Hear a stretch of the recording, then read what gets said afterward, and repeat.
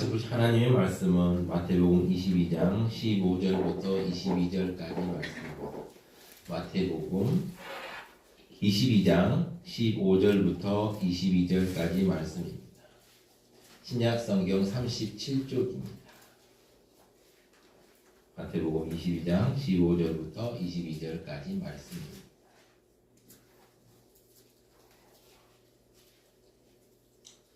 다 찾으셨나요? 네, 다 찾으셨으면 다 같이 합독하시겠습니다.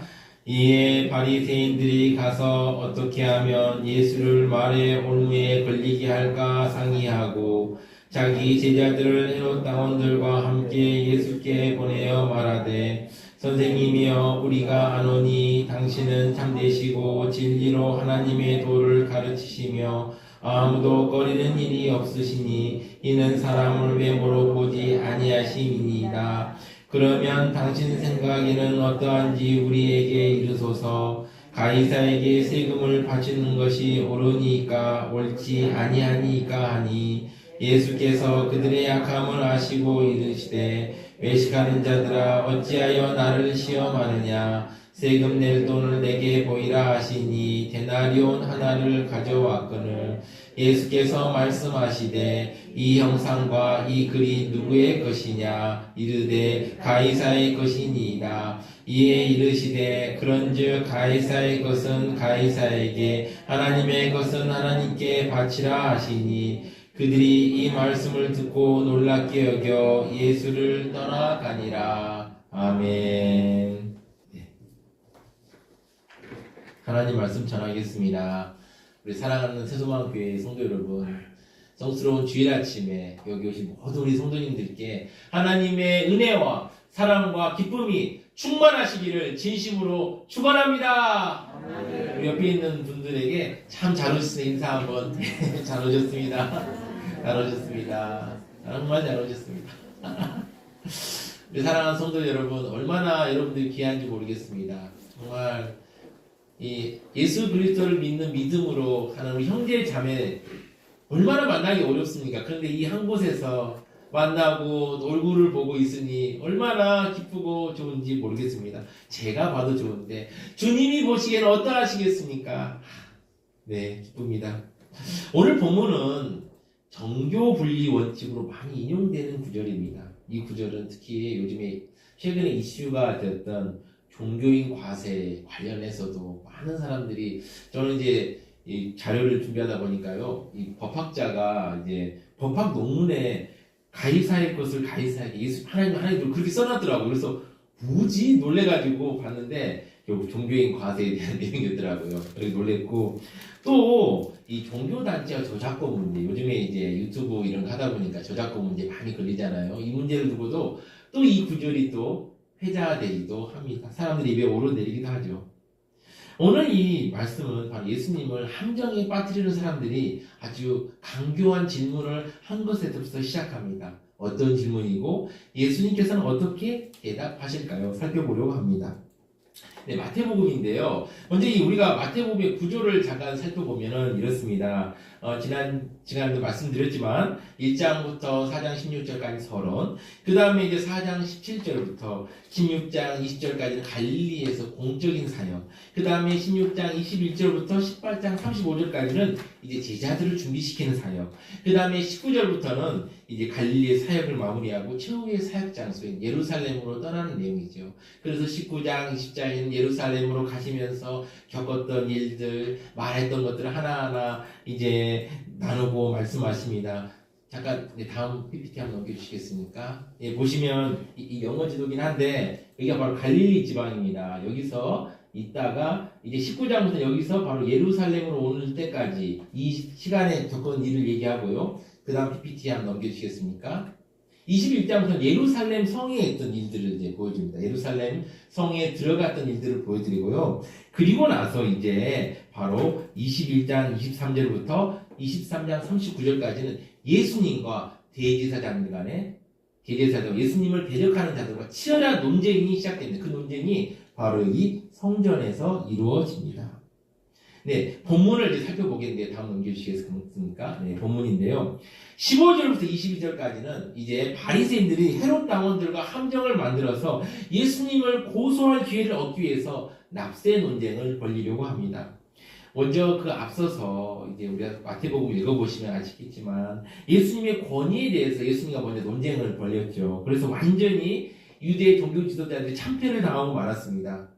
그래서 이제 예수님을 어떻게 하면 함정에 빠뜨릴 수 있을까 이렇게 생각하고 이제 당시에 이제 뭐 여러 가지 이제 가장 그 첨예하게 의견이 갈렸던 납세 문제, 세금 내는 문제를 가지고 이제 논쟁이 시작되었습니다. 주후 6년에 갈릴리 사람 유다가 바로 반란을 일으켰는데 이 반란이 꽤 컸던 것 같아요. 나중에 사도행전에서 살짝 언급되기도 하는데요. 이 반란의 원인은 바로 로마의 과세 때문이었습니다. 이 갈릴리 사람 유다는 바로 이 과세 논쟁 때문에 세금을 우리가 낼 필요가 뭐가 있느냐라고 하고 싸웠던 거죠. 이게 바로 이제 나중에 나오는 열심당원의 바로 근원이 됩니다. 자, 로마의 과세를 인정하는 것은 강력한 지지가 있던 민족주의의 정면으로 맞서는 행위로 여겨졌습니다.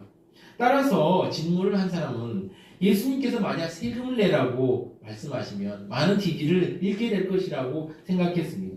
또 만약에 예수님께서 그러면 세금을 내지 마라라고 말씀하게 된다면 이제 바로 예수님이 로마에 대적하는 행동을 하는 거기 때문에 로마 정부로 하여금 그를 처벌할 수 있는 강력한 근거를 얻게 될 수 있는 것입니다.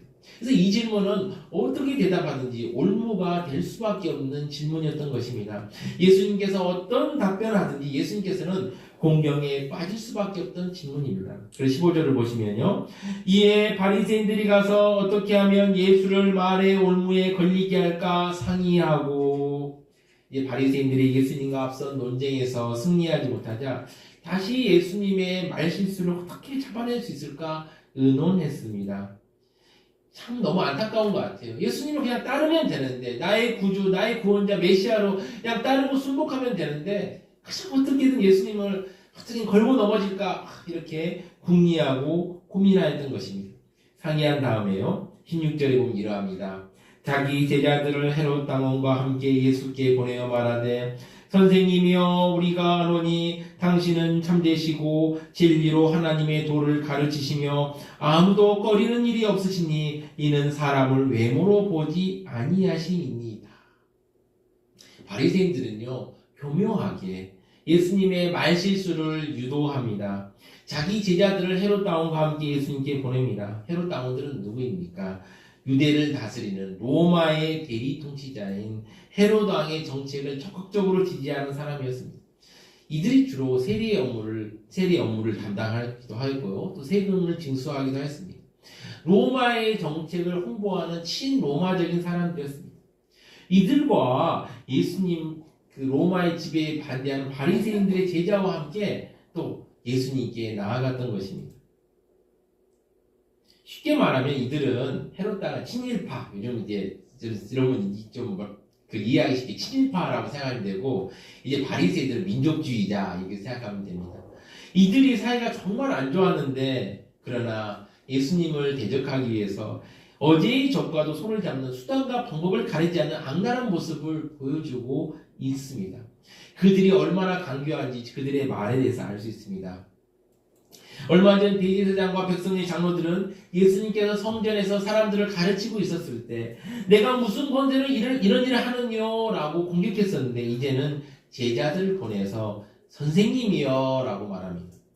납세 문제를 걸고 넘어지기 위해서 미리 예를 갖추고 있었던 거죠. 다음으로 했던 말은 이것입니다. 이 말도 무서운데요. 우리가 아노니 당신은 참되시고 진리로 하나님의 도를 가르치시며 아무도 꺼리는 일이 없으시니 당시 수사학적인 기법이죠. 상대방을 한없이 높인 다음에 어려운 질문을 해서 상대방을 한없이 떨어뜨리는 기법입니다. 여기서 예수님을 한없이 치켜 세워줍니다. 예수님을 세 가지로 칭찬합니다. 예수님은 참되시고 하나님의 도를 가르치시고 또 어떻게 보니까 아무도 꺼리는 일이 없으시니 남의 눈치를 보지 않는 분이시다. 강직하신 분이다라고 말합니다. 그러면서 이 말을 속뜻은 무슨 뜻입니까? 어떤 뜻입니까? 예수님 하고 싶은 말 다 하세요. 우리한테 하시는 말 다 하십시오. 납세 문제에 대해서 바리새인의 입장이나 헤롯 당원의 입장들 크게 신경 쓰지 말고 그냥 예수님 소신껏 대답하라고 이렇게 먼저 이렇게 말을 하고 막 예수님을 지켜 세워줍니다. 거기다가 한 말씀 더 추가합니다. 이는 사람을 외모로 보지 아니하시니이다. 이는 그들이 예수님을 하여금 바리새인들과 유대인의 체면을 보고 또 납세를 당연시하는 헤롯 당원들의 체면도 보지 말고 그냥 예수님 당신의 세상 소신껏 이야기하십시오라고 분위기를 만든 것입니다. 그러면서 당신은 사람을 외모로 보지 않는다라고 말을 하고 있는 것입니다. 그러면서요 이제 이들은 준비해둔 질문을 드립니다. 어떤 질문일까요? 다음 질문 17절입니다. 그러면 당신 생각에는 어떠한지 우리에게 이르소서. 가이사에게 세금을 바치는 것이 옳으니까 옳지 아니하니까 하니. 여기서 말하는 세금은 남자는 14세, 여자는 12세부터 65세까지 부과하는 인두세를 의미합니다. 로마인들이 인구조사를 한 뒤에 그것을 기록해서 세금을 부과하는 것을 말합니다.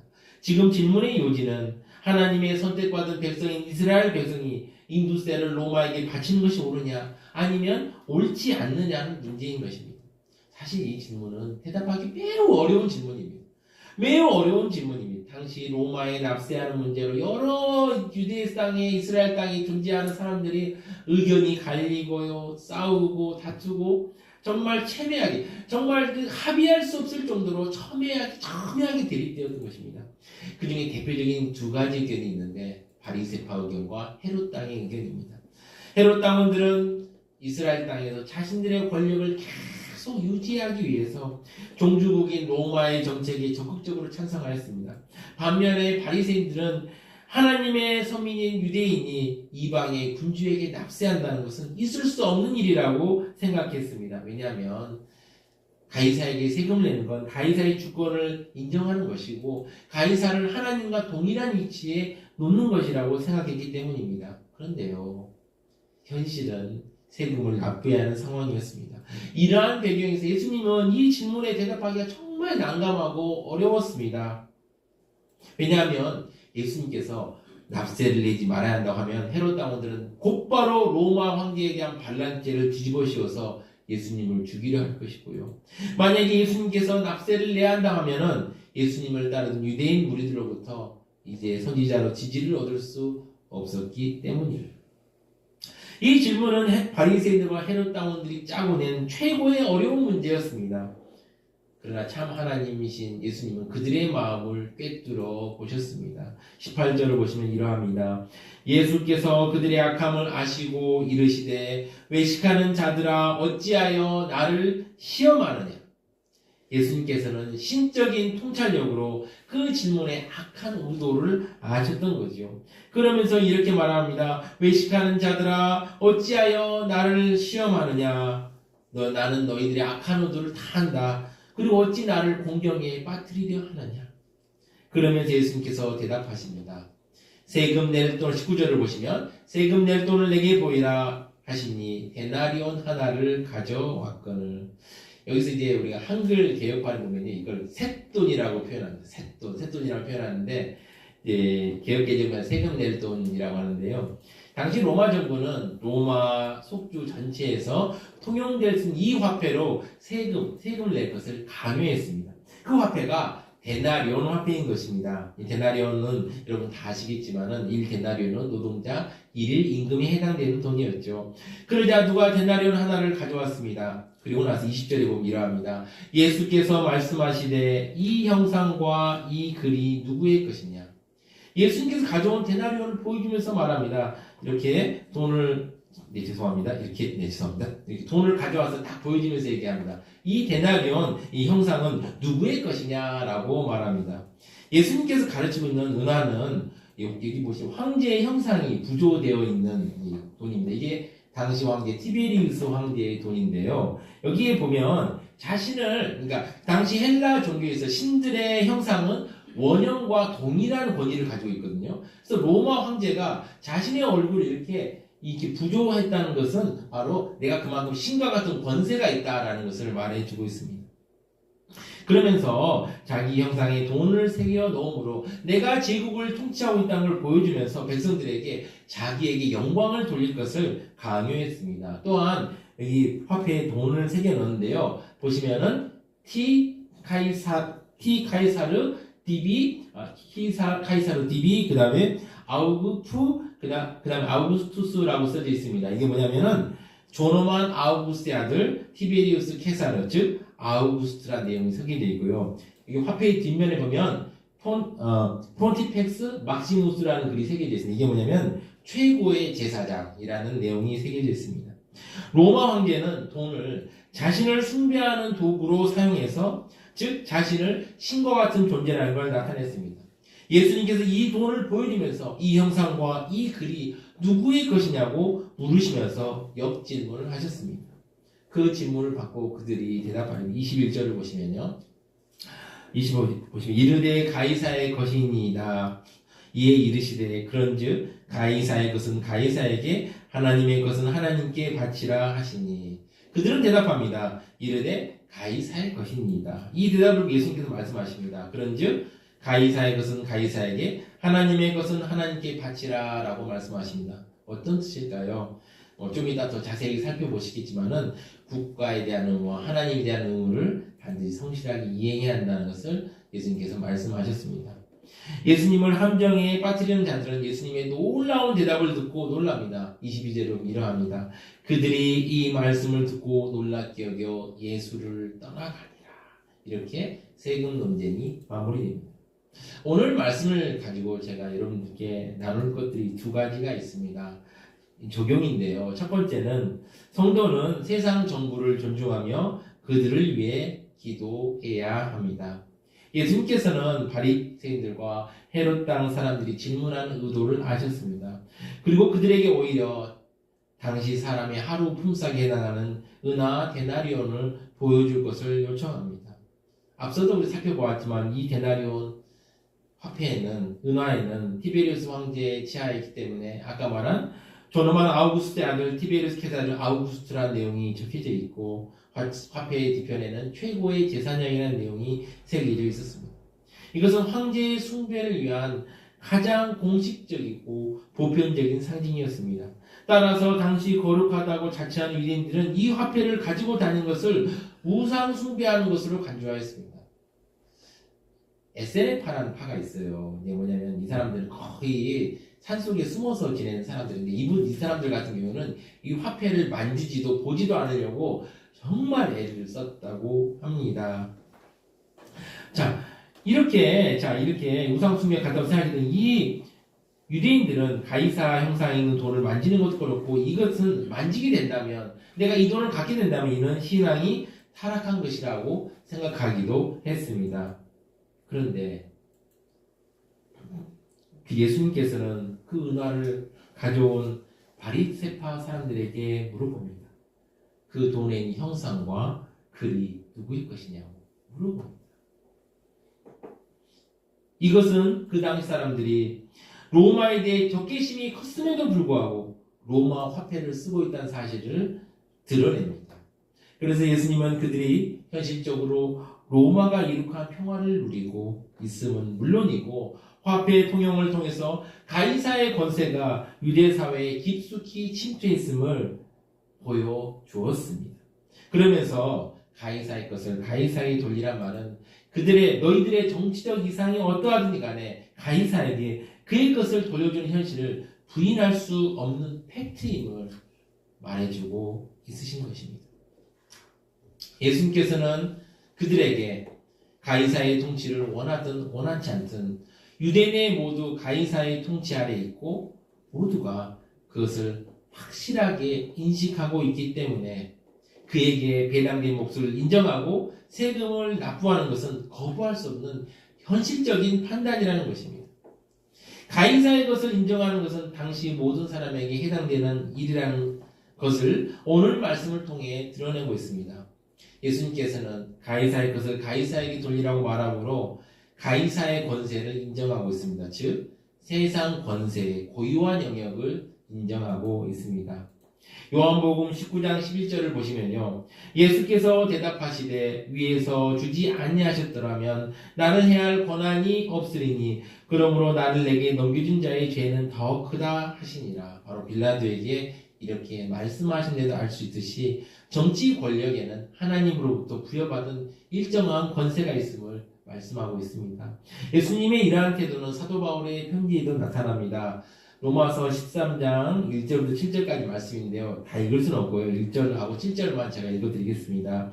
각 사람은 위에 있는 권세들에게 복종하라. 권세는 하나님으로부터 나지 않음이 없나니 모든 권세는 다 하나님께서 정하신 바라. 7절 모든 자에게 줄 것을 주되 조세를 받을 자에게 조세 바치고 관세를 받을 자에게 관세를 바치고 두려워할 자를 두려워하며 존경할 자를 존경하라. 그래서 우리는 성도의 국가에 대한 의무를 생각해 볼 필요가 있습니다. 주님은 가이사의 것을 가이사에게 바치라고 하셨습니다. 우리는 세금을 납부해야 한다든지 국민으로서 해야 할 일을 잘할 필요가 있으며 또 법을 성실히 지키려고 노력해야 합니다. 물론 우리가 보기에 국가가 하는 일이 불만스러울 때도 있지요. 여러분, 정부가 하는 일이 항상 마음에 듭니까? 나라에서 하는 일이 항상 내 마음에 흡족하게 마음에 듭니까? 아니죠. 불만스러울 때도 있습니다. 또 비판도 할 수 있죠. 이거 잘못됐다. 이건 이랬으면 좋겠다. 이렇게 할 수 있지 않습니까? 또 국가가 추진하는 정책에 반대도 할 수 있습니다. 우리가 반대할 수 있죠. 이런 점은 잘못된 것 같아 라고 우리 의견도 표명할 수 있죠. 그래서 선거를 하는 것도 아니겠습니까? 그런데 오늘 예수님께서는 그들을 존중하라고 말씀하고 있습니다. 그들에게는 그들의 영역이 있음을 우리는 인정하고 그들이 바르게 권력을 행사할 수 있도록 우리는 기도해야 합니다. 바울은 자신을 아들같이 사랑했던 디모데에게 이렇게 편지를 씁니다. 디모데전서 2장 1절 2절을 보시면요. 그러므로 내가 첫째로 권하노니 모든 사람을 위하여 간구와 기도와 도구와 감사를 하되 임금들과 높은 지위에 있는 모든 사람을 위하여 하라. 이는 우리가 모든 경건과 단정함으로 고요하고 평안한 생활을 하려 함이라. 바울도 로마가 항상 좋기만 했겠습니까? 그들이 항상 마음에 들기만 했겠습니까? 그렇지 않죠. 그럼에도 불구하고 우리가 모든 경건과 단정함으로 고요하고 평안한 생활을 하기 위해서 그들을 위해서 기도하라고 말씀하고 있습니다. 우리는 세상 권세를 존중하며 그들이 하나님의 뜻에 따라서 권력을 행사하도록 우리 기도하고 나아가야 합니다. 두 번째입니다. 성도는 하나님께 대한 의무가 있음을 기억해야 합니다. 예수님께서 가이사의 것은 가이사에게 하나님의 것은 하나님께 바쳐라라는 것은 세상 권력에 대한 옹호는 아닙니다. 예수님께서 강조하고 싶으셨던 것은 하나님의 것이 있다는 것입니다. 다른 공간복음서인 마가복음 12장 30절에서는 내 마음을 다하고 목숨을 다하고 뜻을 다하고 힘을 다하여 너 주 하나님을 사랑하라라고 말씀하시며 하나님은 온 천하의 주권자이심을 밝힙니다. 비록 가이사가 자신의 몫을 갖고 있다 하더라도 이는 가이사가 자율적으로 가질 수 있는 것이 아니라 온 땅의 주인이신 하나님의 권세 아래서 자신의 몫을 가질 수밖에 없다는 것입니다. 우리는 가이사의 것은 가이사에게와 하나님의 것을 하나님에게 돌리라 사이에 어떤 말이 들어갈까라고 생각하십니까? 우리 성도님들 어떻게 생각하십니까? 그리고가 들어갈 것이라고 생각하죠. 그러나 그렇지 않습니다. 가이사의 것은 가이사에게, 그러나 하나님의 것을 하나님에게 돌리라고 생각해야 합니다. 세상 권세가 존재하는 것 사실입니다. 세상 권세가 실제하는 것 사실입니다. 그래서 우리는 또 국민으로서 의무를 다해야죠. 그러나 하나님께 속한 것은 이 세상 만유에 해당되는 것입니다. 사랑하는 성도 여러분, 하나님의 속한 영역은 세상 권력을 초월합니다. 국가에 대한 세금 납부와 또 국가의 권세에 대한 존중이 상대적인 것이라면 하나님께 드려야 하는 영적 예배는 절대적인 것입니다. 국가가 비록 그 존재를 위해서 필요한 것을 요구할 때가 있습니다. 그러나 하나님은 우리에게 우리 그 존재 그 자체를 요구합니다. 그래서 우리는 그 요구에 응해 자신을 하나님께 드려야 합니다.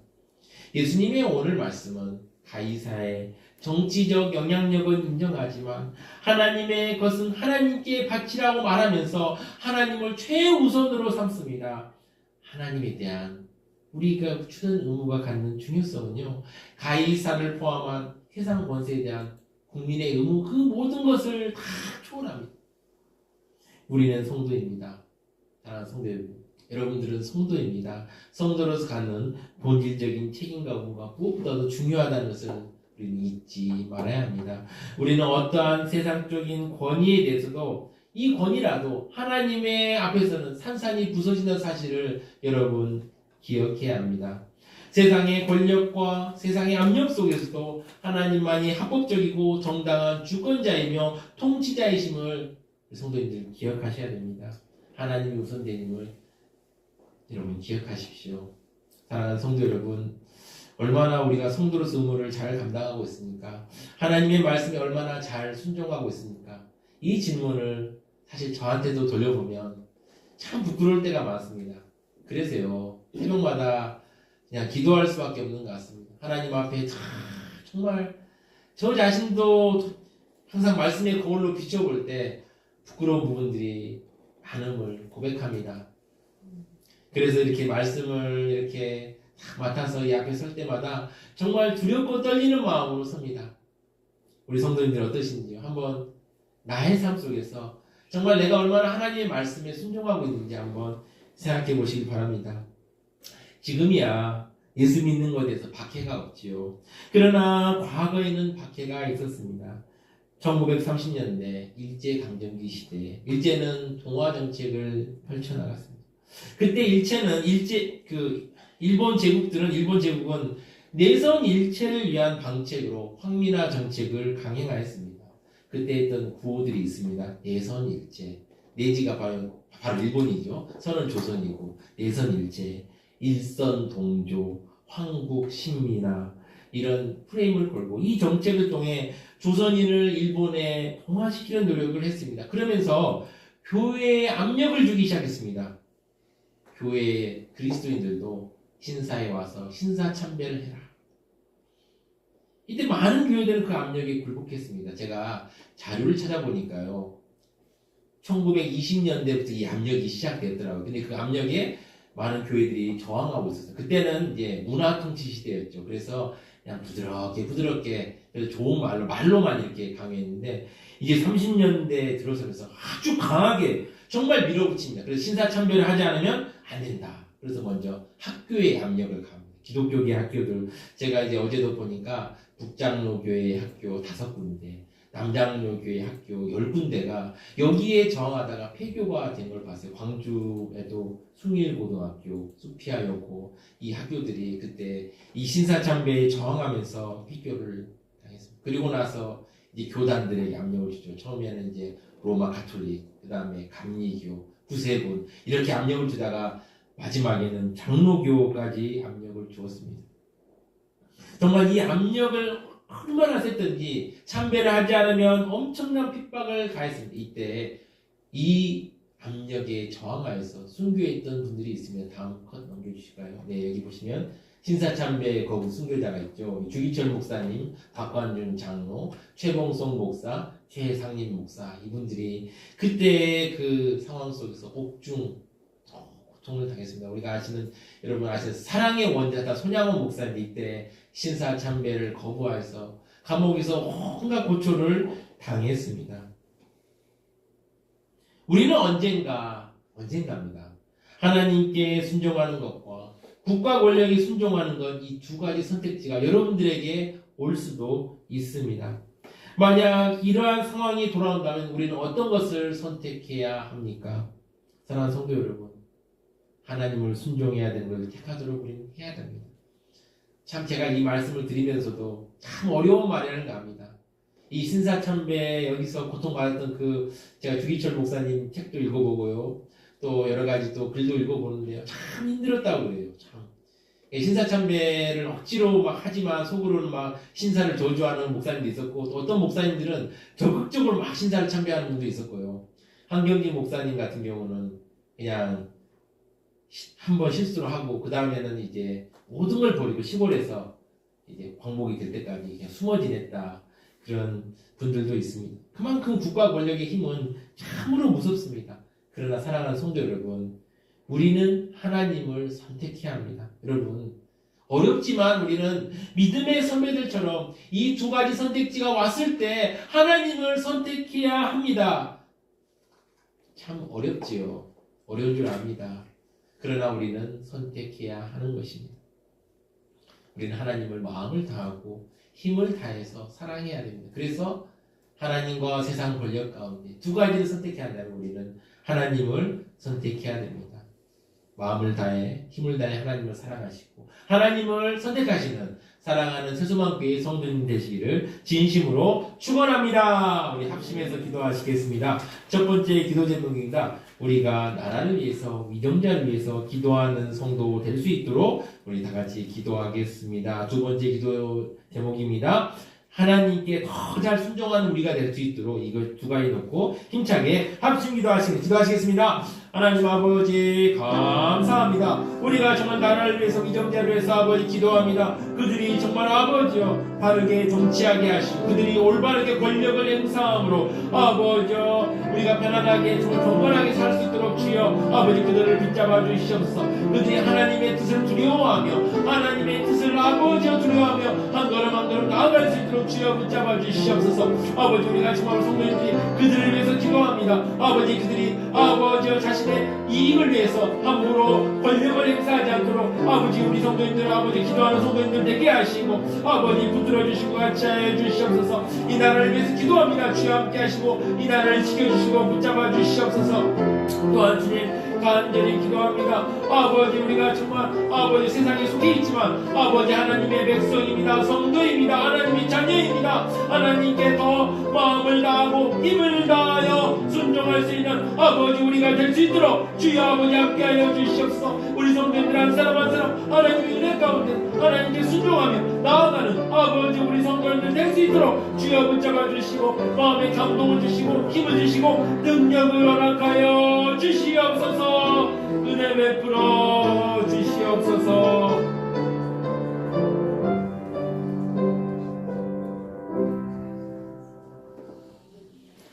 사랑의 하나님 아버지, 오늘 말씀을 통해 세상 권력을 존중할 것과 나라를 위해서 기도해야 함을 알려주시니 감사합니다.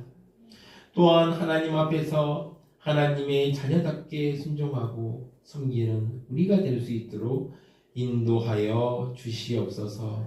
이 모든 말씀 우리 주 예수 그리스도의 이름으로 기도드립니다. 아멘.